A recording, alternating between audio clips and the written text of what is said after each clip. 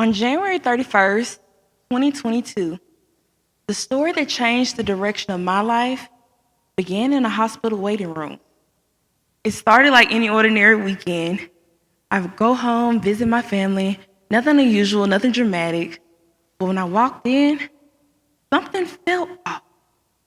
My mom wasn't herself. Her chest hurt. She had this deep, painful cough. She kept saying, "I'm fine, Winter, I just need a rest." But something deep down, something loud and urgent kept repeating, "Don't leave. Take your mom to the hospital. Go now." So I listened to that voice. I grabbed my sisters, sped past Princeton, and headed straight to St. Vincent. And the moment we entered inside the lobby, my mother dropped to her knees. We didn't know it then, but she had just survived her first heart attack. 2 days later, doctors ran what they call a routine procedure to understand her chest pain. But suddenly, alarms went off, nurses ran, doors slammed, and a surgeon walked towards me surrounded by 5 doctors and 10 nurses, and everything in me knew that this wasn't routine anymore. The surgeon looked at me, a 22-year-old girl who he didn't feel old enough to sign anything serious, and said, "Your mother went into cardiac arrest. All 4 of her arteries are 100% blocked. We need to perform emergency open heart surgery right now. She would not survive."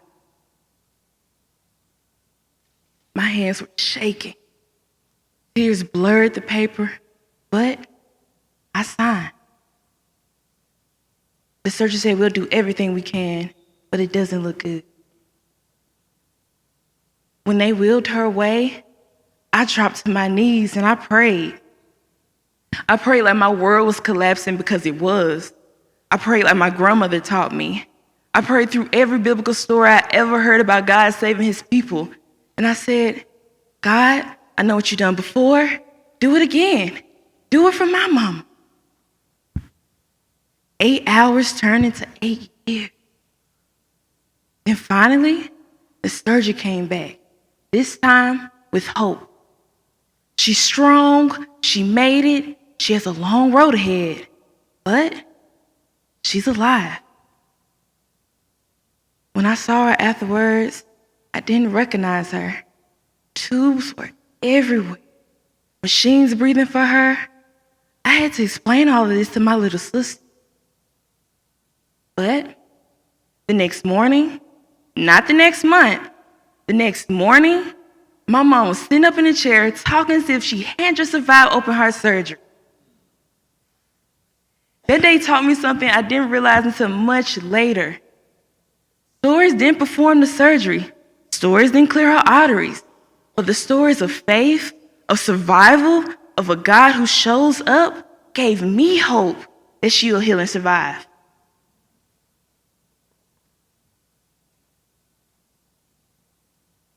And then I realized something. Stories don't just entertain us. Stories give us hope. And even in the midst of fear, hope was everything to me. And hope is just enough to carry us through. My mom's survival reshaped how I saw everything, especially something I've been struggling with my whole life. Before I became a professor, before I ever wrote a single story, I was just this little black girl sitting in classrooms flipping through books where I couldn't find myself. I read about heroes, dreamers, leaders, but none of them looked like me. Then I began to wonder, do I belong in a story at all? That question followed me for years. It whispered to me in middle school, it shadowed me through high school, and when I got to college as a first-generation student, it became a voice to say, "You don't belong here. Don't raise your hand. You're not enough." And even when I succeeded, that doubt stayed with me. Now, fast forward to my first day as a college professor. I'm standing in front of my own students, young black women, young black men, and suddenly, I see myself reflected back in me. I'll never forget a young woman who came up to me and said, "Miss Rudolph, I never had a professor like me before." But what she was really saying was, now I know I belong. And in that moment, everything clicked. All those years of feeling invisible didn't mean I didn't belong. It meant that my story was missing.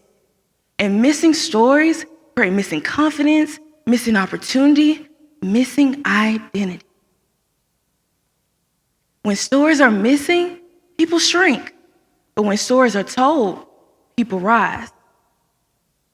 If we don't tell our stories, it's easy to believe we're starting from nothing. It's easy to believe that we're defeated before we even begun. But we are not defeated people. We are descendants of survivors.